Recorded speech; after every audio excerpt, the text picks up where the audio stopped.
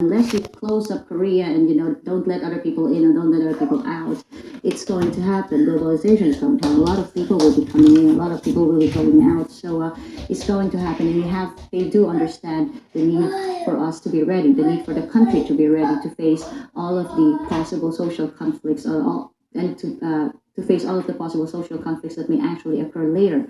Now, of course, there are different opinions regarding how things should be implemented. But as far as for me, they've been so supportive of me and the bills that I'm actually passing. And as, it's quite odd because in my case, there's no opposite party or there's no like majority party. Everyone is, and when you say multicultural, okay, she's the one to go to. When you have some problems regarding multicultural problems, you go to her office and she's going to tell you the right thing. So they're just so supportive of everything that I do. And I'm just so thankful. And I imagine that's where some of that burden comes in too, if they're all coming to you. Yeah, it's just everything that comes out, and every problem that might arise from it, they will actually, well, she did it.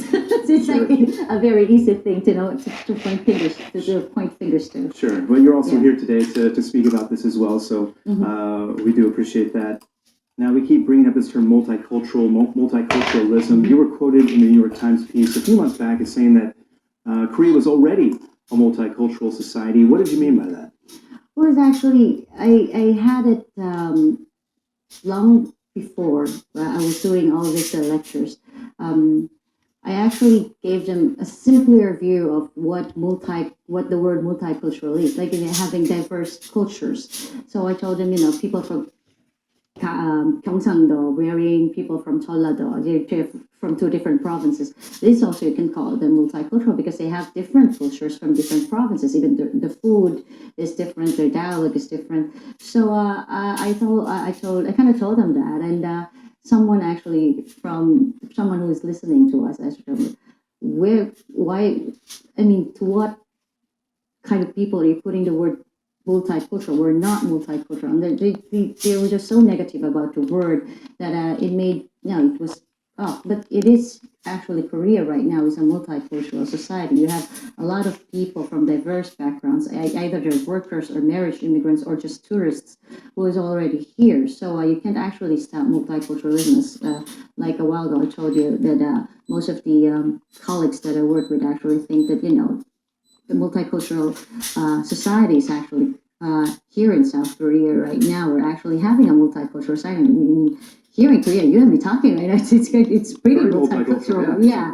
So, but the problem is the word multicultural. When it first started out, I was happy about it. It was a welcoming factor for me because I thought it's a word that actually shows that the society is now acknowledging that we're a part of the society. But there are people that are not happy with that term, though, right? Yes, because after that word came out, just like not more than a year or two, even it happened to me, it became like a very invisible line that differentiates Korean families from multicultural families. So instead of a word to acknowledge a part of a society, it became a word to segregate people.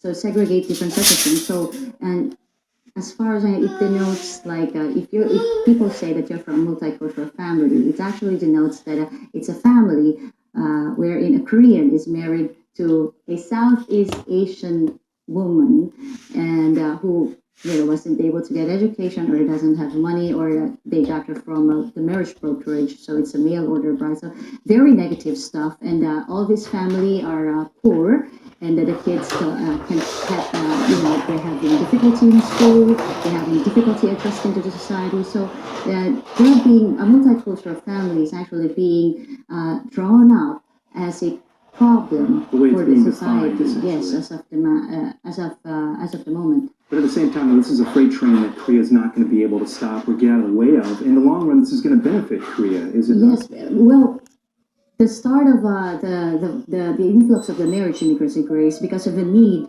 of Korea. Because back in the rural areas, you can't find brides for the man in the rural areas. So it actually started as a campaign from the government. They actually they actually gave the budget for those men in the rural areas to be able to get married to foreign clients. So it's actually a part of the government, and of course the workers, the labor for the jobs, for the labor field. Of course, all of this all of these immigrant workers are called upon because of the need to do business and to work in the factories today because there are no people working in the factories. So in the long run, it should benefit Korea.